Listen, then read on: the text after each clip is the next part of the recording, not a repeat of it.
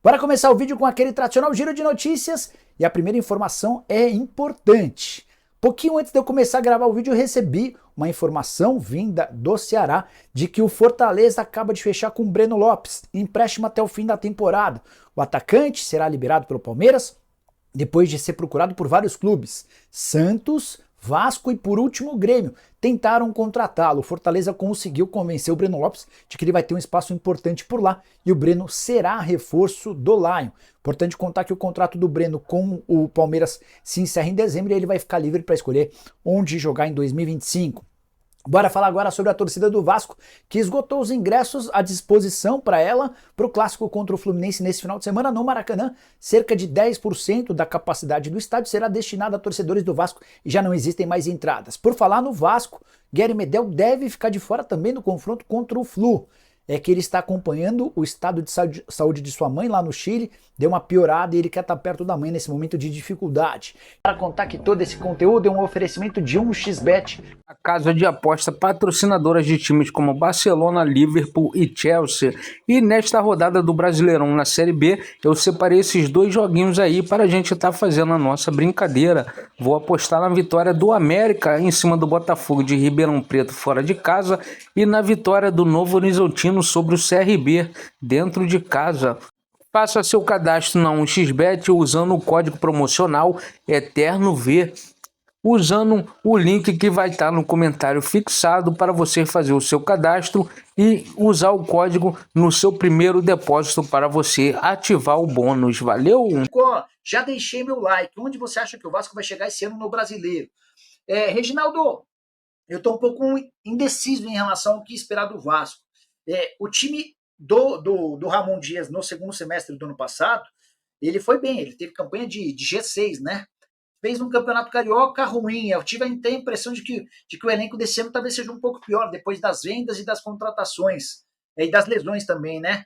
Mas o Vasco me deixou boa impressão, vencendo o Grêmio e perdendo do Red Bull Bragantino, talvez até de forma injusta, porque o Red Bull foi melhor no primeiro tempo, o Vasco foi melhor no segundo tempo. Eu acho que dá para, se tudo correr bem, dá para o Vasco terminar na primeira página na tabela de classificação, ou seja, entre os 10 primeiros. O pessoal tá falando muito do Ryan também. Esse garoto Ryan ainda não mostrou nada, Edmundo. Tem muita gente falando aqui do Ryan criticando. Eu, sinceramente, não achei que ele comprometeu, não fez nenhum lance genial, mas, cara, entrou mais uma vez. Pelo menos me parece que o Ramon vai dar mais oportunidade para ele, Edmundo. O que você achou do Ryan hoje? Então, eu não sei se a visita do Josh aqui no Brasil tem alguma relação, né? O Ryan não vinha sendo aproveitado. Ou quando era aproveitado, ele jogava no lugar do Verratti. O pouco que foi aproveitado no campeonato estadual. Só que ele olhou aqui e falou, cara, esse aí é o jogador que eu preciso vender. Ou é diferente disso que eu estou falando. E aí ele entrou no domingo, foi bem. Hoje ele foi melhor do que no domingo, porque ao invés de optar pelo chute, ele optou pelo passe, num lance muito parecido com o que aconteceu no domingo contra o Grêmio, e ele foi participativo, teve participação efetiva no gol de empate. E acho que ele, aos poucos, vai ganhando força física, vai ganhando maturidade para ter um lugar no time. Se você me perguntar, eu acho que ele não está pronto para ser titular do Vasco. Mas eu acho que ele tem muito potencial para ser destaque nesse time do Vasco numa outra posição. Eu colocaria ele no tão sonhado substituto do Verratti, jogador de armação, jogador que tem força física, tem habilidade, trabalha bem com a perna esquerda. Se ele vier por dentro, eu acho que ele pode ser bem útil ao time do Vasco. Aberto, eu acho que ele vai demorar um pouquinho mais a ser o jogador que a torcida espera. É que, na verdade, muitos dizem que ele jogava aberto. Você não acha que ele foi mal quando ele jogou centralizado? Tiveram algumas oportunidades para ele ali, né? Não como centroavante, como meia. Mais para dentro. Fazer um esquema de 4-4-2, fazer um triângulo, um trio de volante e ele solto. O pessoal está criticando muito aqui, além do Léo Jardim, né? O pessoal, gente, falar que Léo Jardim é uma enganação é brincadeira, né? vocês estão de brincadeira, né? Foi um dos melhores goleiros do ano passado, foi convocado para a seleção brasileira, salvou o Vasco em várias situações. Não dá por causa de uma falha, que todo goleiro grande falha. O Marcos falhava, o Cássio falha, o Alisson falha. Cara, de verdade, não dá para falar que, meu Deus do céu, é enganação o Léo Jardim agora, pelo amor de Deus, né? O Adson, o Edmundo, muita gente criticando o Adson aqui, pelo que eu tô vendo aqui, ó. O Rogério tá falando aqui. O pessoal falando do Léo Jardim, Gelson falou: o Léo Jardim é muito fraco. Puta, gente, não é possível. Não é. O Léo Jardim não é fraco. Ele errou hoje, ele deve estar ciente disso e acho que o Vasco só está na primeira divisão graças às excelentes atuações do Léo Jardim na temporada passada. Agora, passado é passado. O jogador ele tem quase que obrigação de ser impecável, apesar de ser humano e errar também, o ser humano erra, o goleiro tem que ter uma margem de erro bem pequena. Eu ia tocar nesse assunto, mas as pessoas vão achar que eu estou sendo exigente demais, pegando no pé do Ramon Dias, enfim. Mas parece que tem uma obrigação de que as substituições sejam feitas, independente se o jogador está bem ou mal.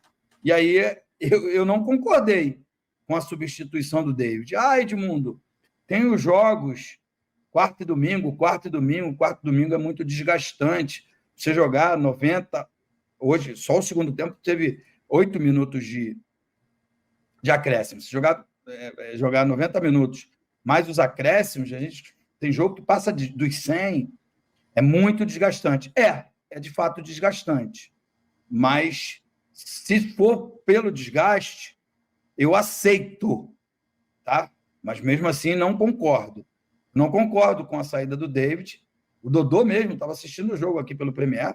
Dodô elogiou, disse que 50% do gol foi pela ultrapassagem, né? Que fez o David ali e que cruzou muito bem para o oportunismo do Verratti. E aí, do nada, minutos depois, sai o David e entra o Adson. E aí o Adson não acrescenta nada, porque o jogo era muito físico e ele fisicamente deixa a desejar. E a habilidade dele, porque no Bragantino tinham outros jogadores franzinos, principalmente os que entraram, né? Bruninho, Vitinho, até pelo apelido no diminutivo, a gente percebe, já entende que eles têm uma complexão física menor.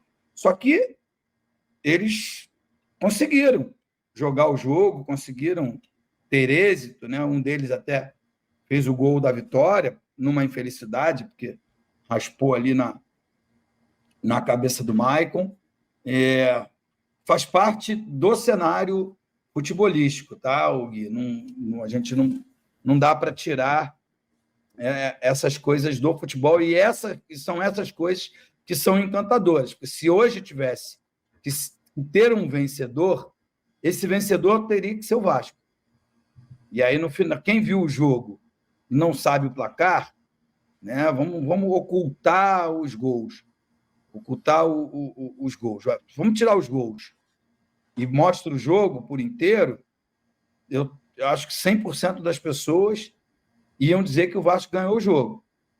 E esse é a coisa bacana e gostosa do futebol, que nem sempre o que joga melhor ou o que é melhor vence. Né? O Bragantino não tem nada a ver com isso, se o Léo Jardim falhou, se a bola bateu na cabeça do Maico e desviou e enganou o Léo Jardim no segundo gol.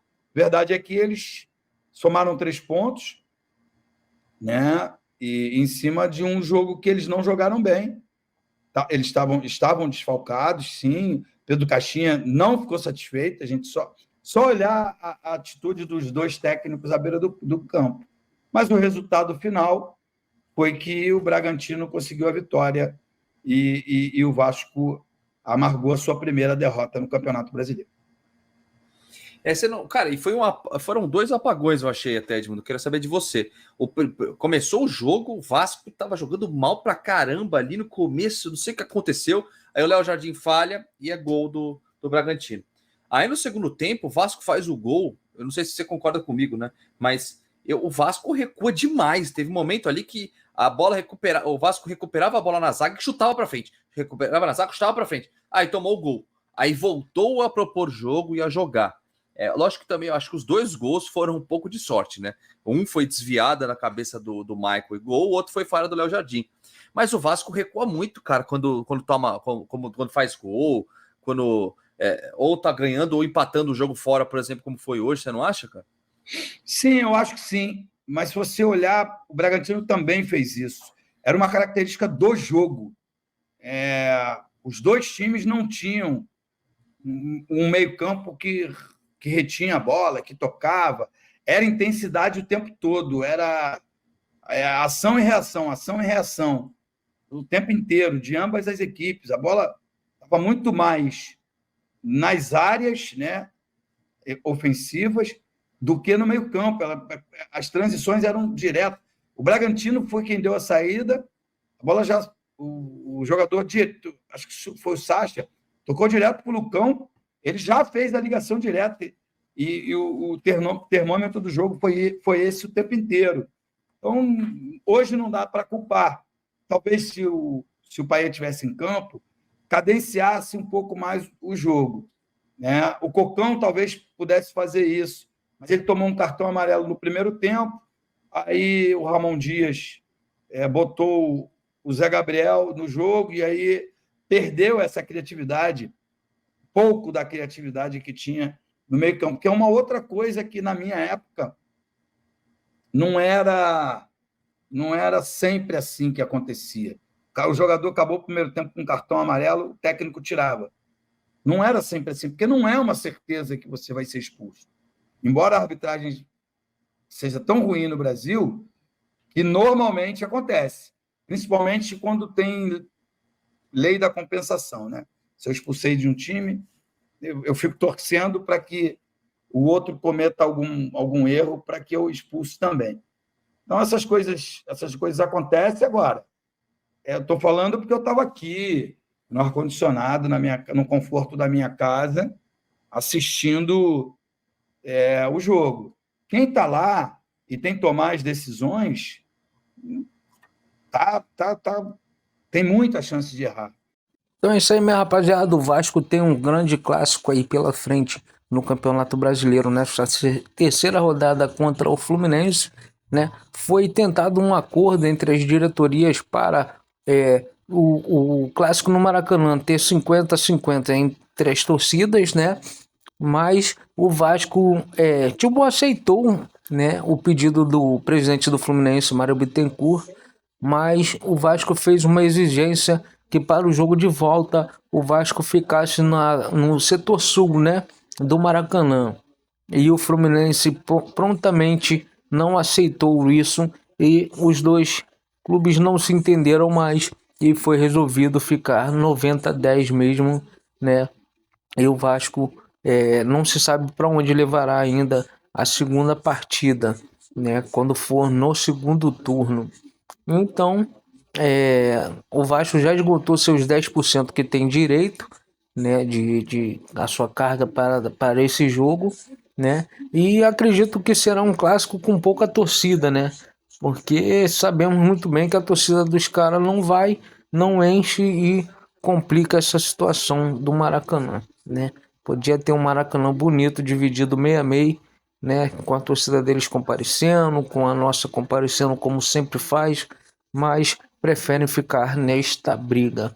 O que você acha disso aí? Deixa sua opinião aí nos comentários, ative as notificações, deixa o like aí também, que é muito importante. Valeu?